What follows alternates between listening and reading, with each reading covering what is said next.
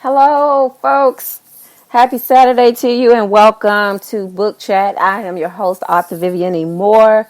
I am so excited to talk with you today. It has been a long week, but a good week. I can't complain. I never can. I know you noticed that I gave a longer intro with the music. That is Symphony Number 1 in C. I think that's C minor, and it's by the London Symphony Orchestra. And I love symphonic music, so I just wanted to share that with you before we got started today.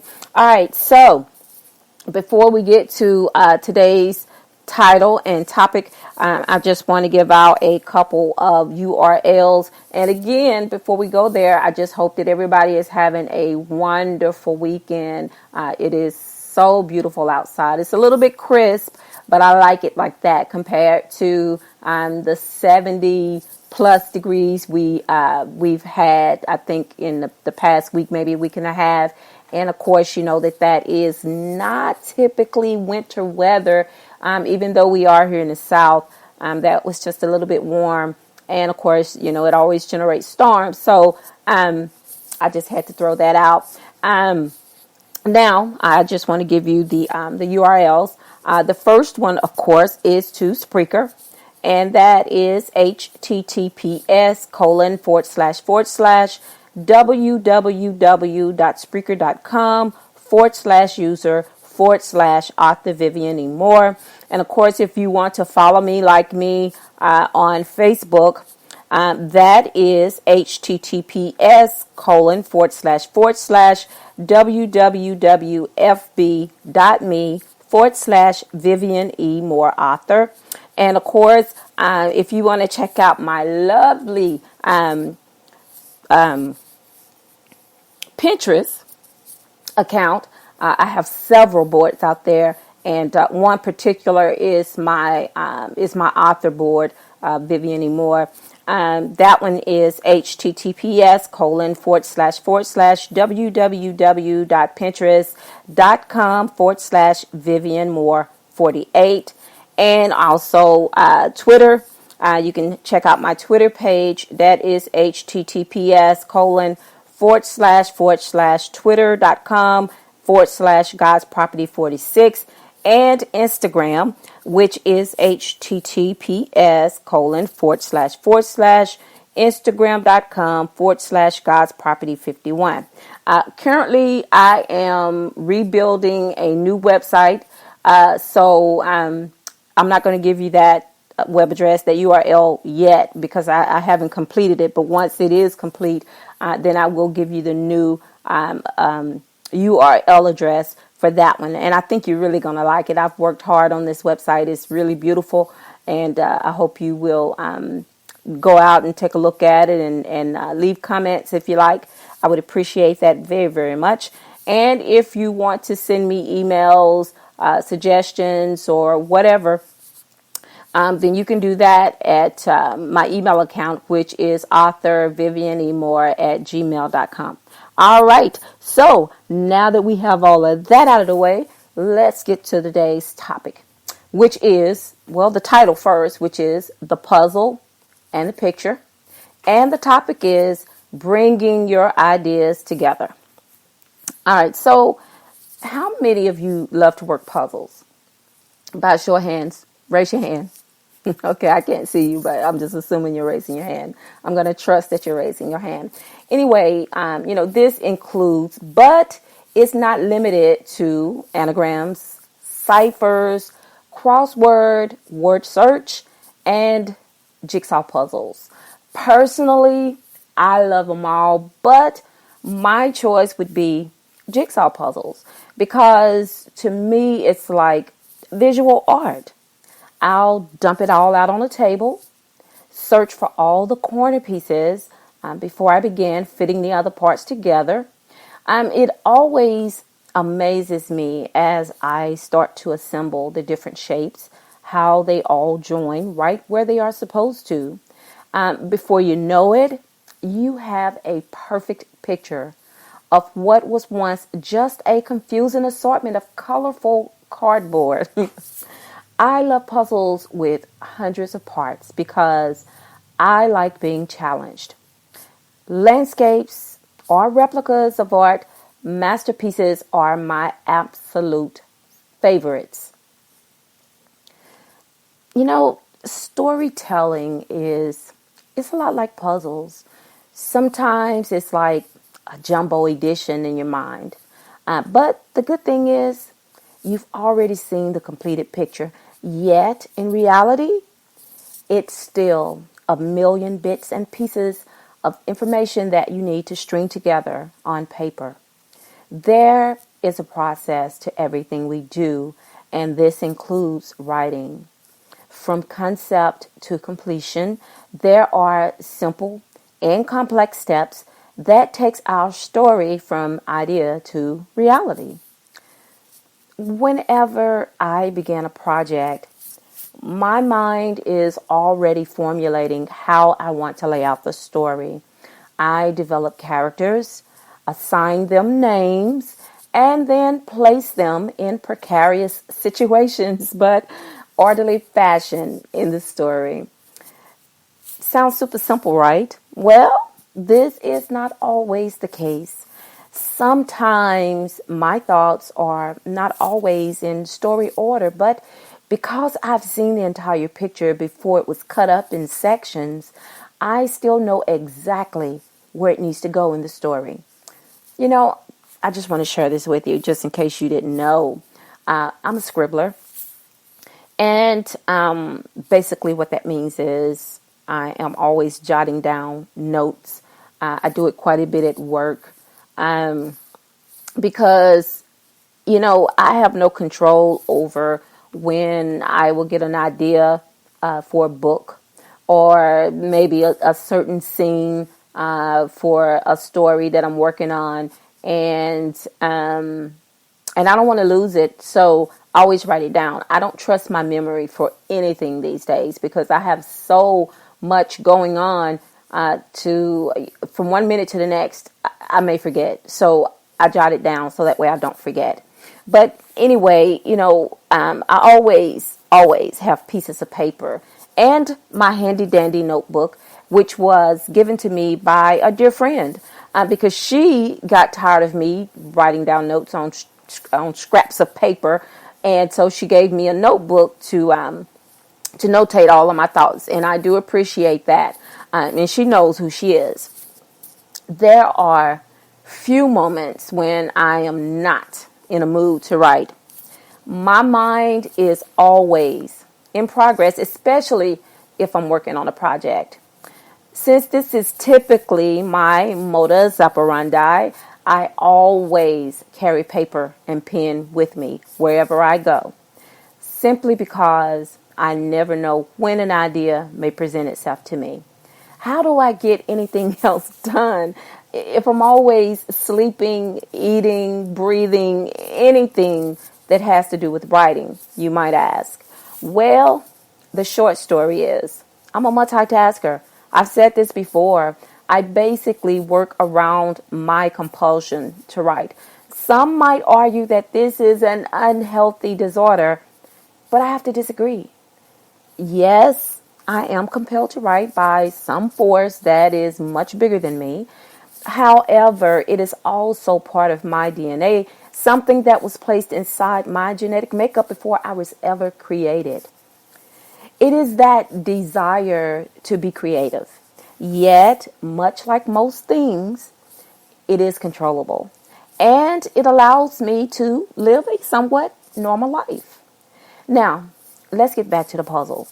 So far, we've laid out all the corner pieces that I like to call borders because this is what bridges the story together.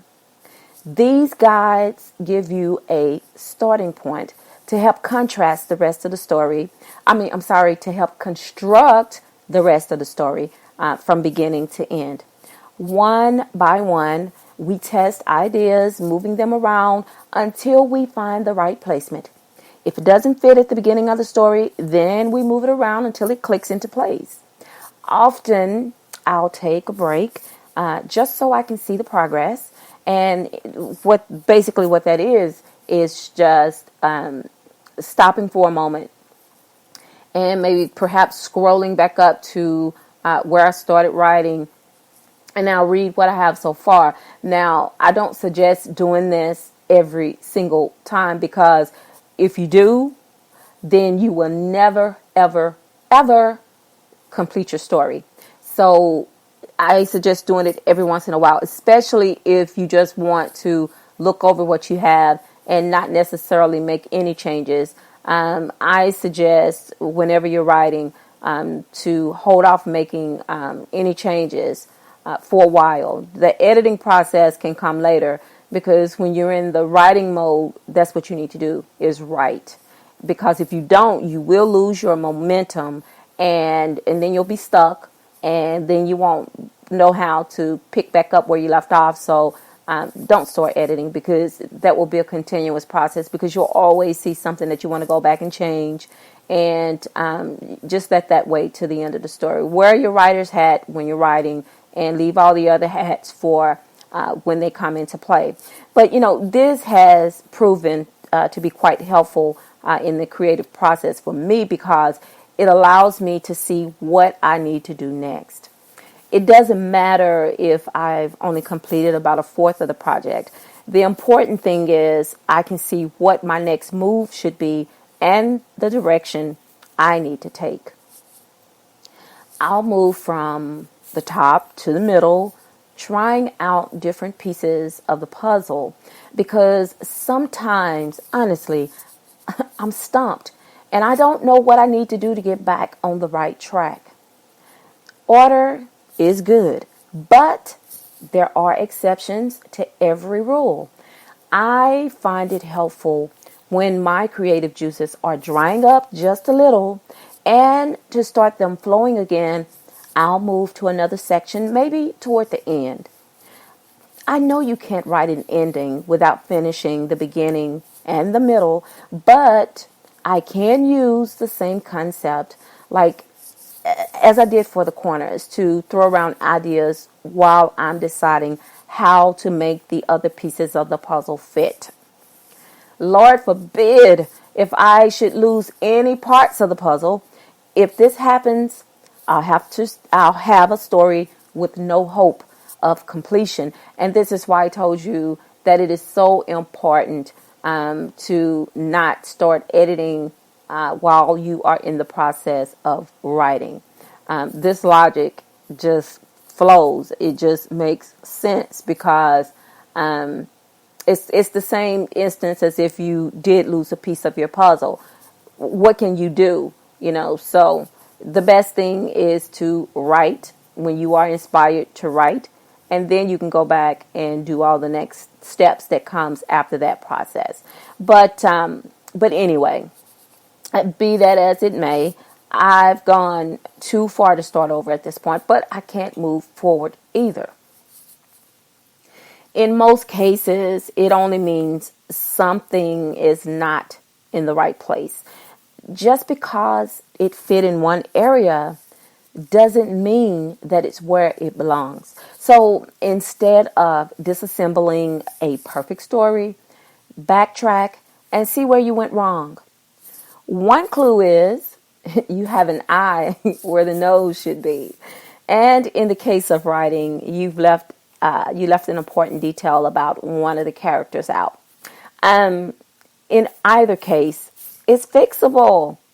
Now, would be a good time to push back and look at what you have so far. This will allow you to find the misplaced section. You know that it belongs in the story, but you are just not sure where it goes. Okay, so once you've discovered your error, you now have the task of seeing that other pieces are in the wrong place as well. Hopefully, you don't have to move too many other parts around, and should be easily detectable, because in most cases, you'll find the missing no section.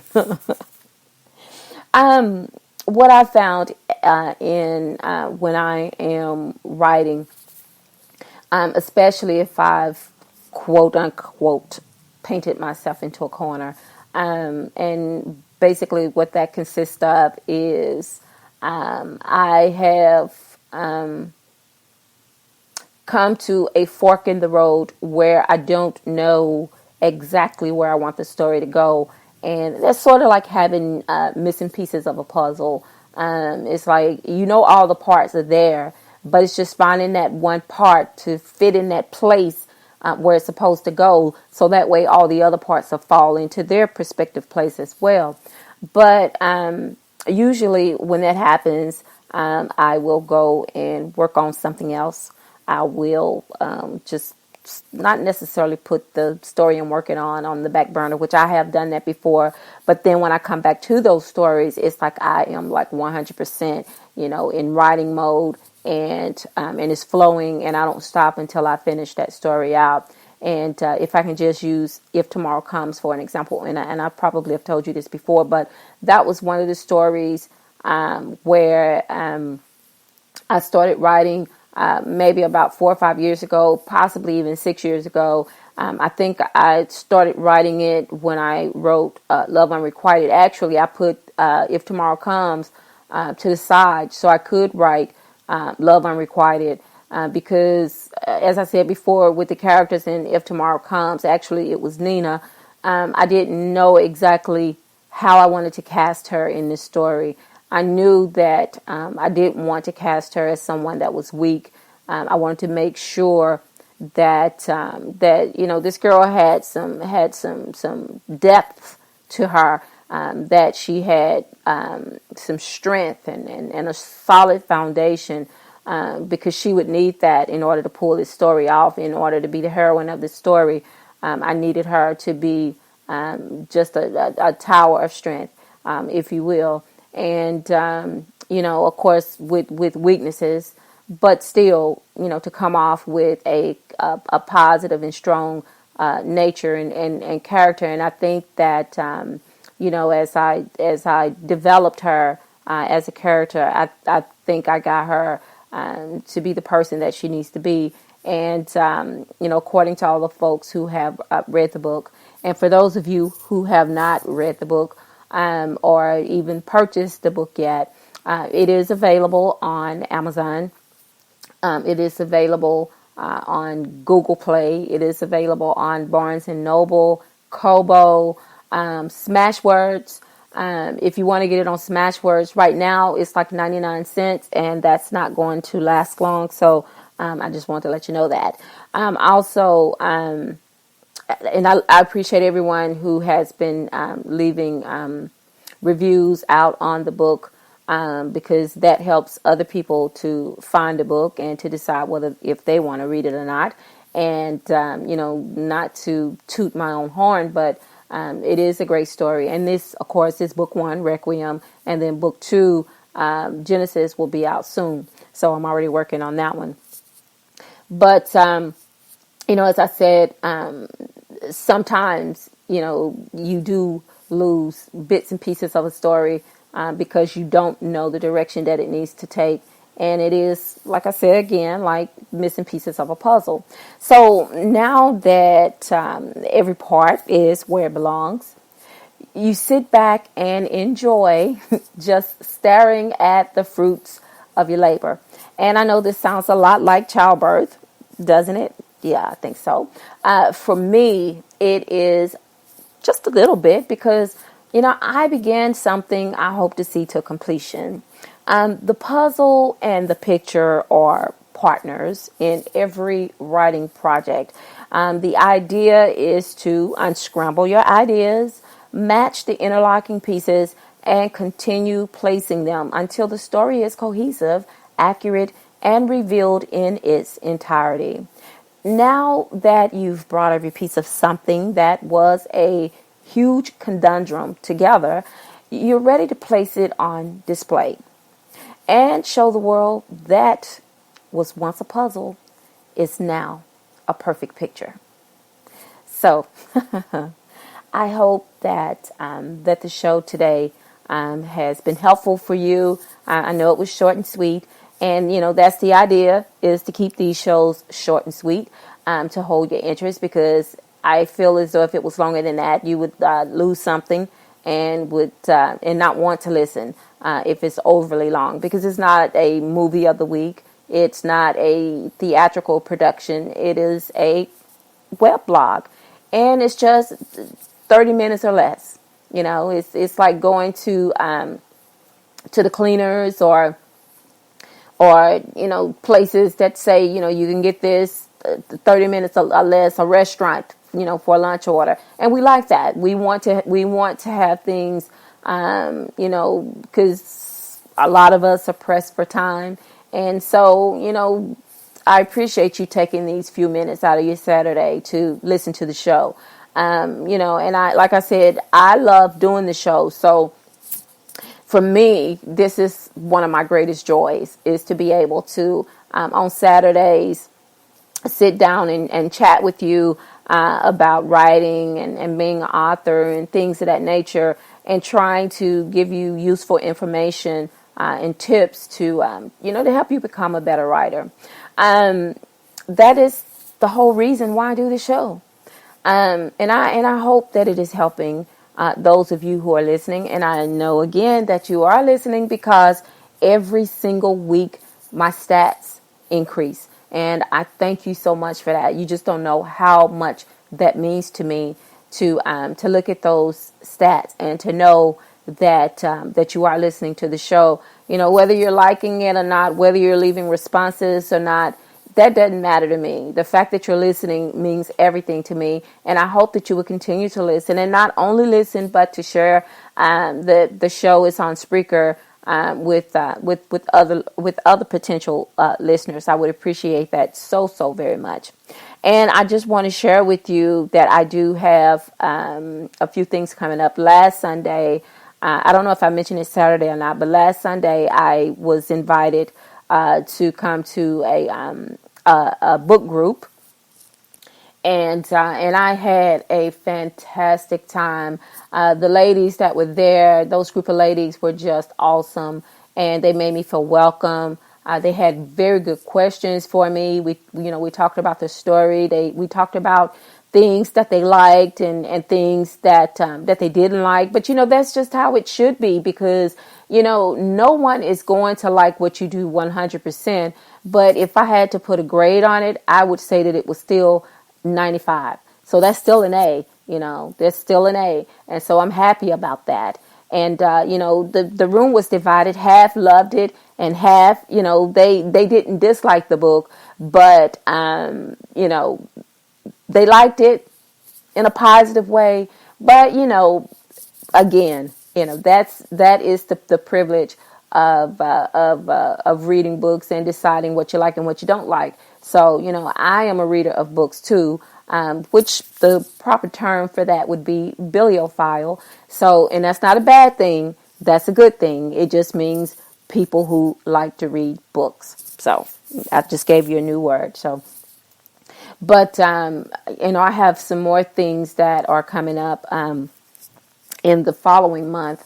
Of course, I've been invited to speak with a group of ladies called The Right Scene. Again, I love that name. That will take place in February. And if I'm not mistaken, it's February the 21st, and that's on a Tuesday. And we're going to meet up at a restaurant. And I forgot to ask if it would be okay if I invited some people to come and listen to me speak. But I am going to do that. I'll shoot the lady that's over that an email, and then I'll let you know what she says once I get that reply back from her.